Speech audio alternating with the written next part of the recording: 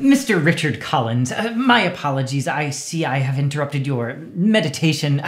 I have been a big proponent of reflection rituals since my trip to Edmonton, Alberta, commonly regarded as the wellness capital of the Prairie Provinces.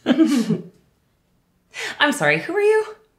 I have the immense pleasure to be your new client. No. Yes!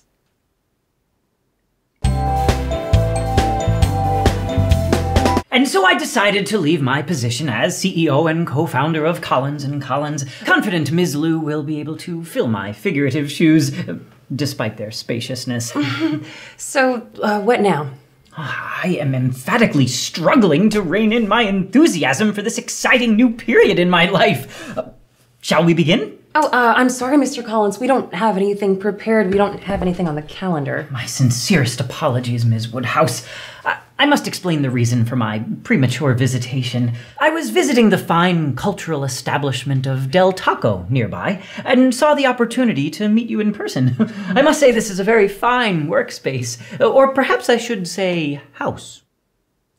No, we do work here. It's not just a home. This workplace is significantly smaller than that of Collins & Collins. Our square footage is unquantifiable. Just to be clear, we didn't downsize, we just innovated our office space. Oh, and no doubt the result of your relocation has been augmented profitability. Am I correct, Mr. Knightley? Yes. The great Catherine de Bourgh herself encouraged me to invest in some promising innovative startups, one which revolutionizes the pickling of kumquats. Is he comparing Emma approved to pickled kumquats? So, what can we do for you?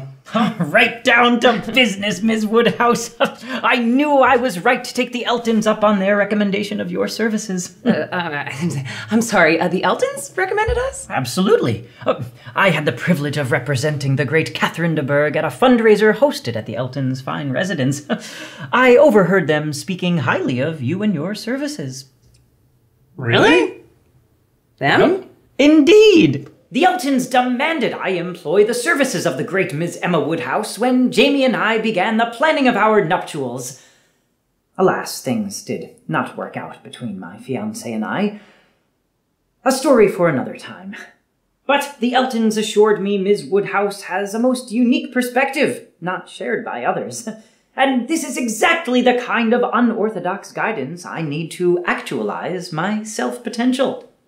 Okay, look, I know that the mention of the Eltons might have thrown us for a bit of a loop there, but... A loop? You said this imaginary real man would be a new start. Clearly the Eltons have foisted him on us. Why would they do that to us? Because they are out for it. Oh, no, here we go. Revenge! Clearly he's another Caroline.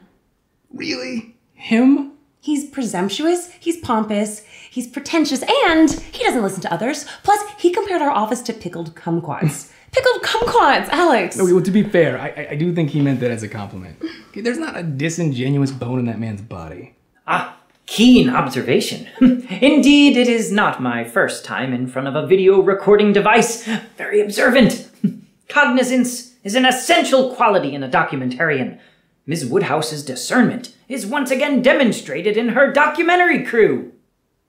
I just don't think it's a good idea to take on clients who are clearly going through a midlife crisis. Ms. Woodhouse, Mr. Knightley, pardon the interruption. I could not help but overhear your conversation. I must mention that, as I am well under the age of 50, the widely accepted time at which the typical adult male undergoes the stage of development known as middle age, the term midlife does not apply to a man of my stature.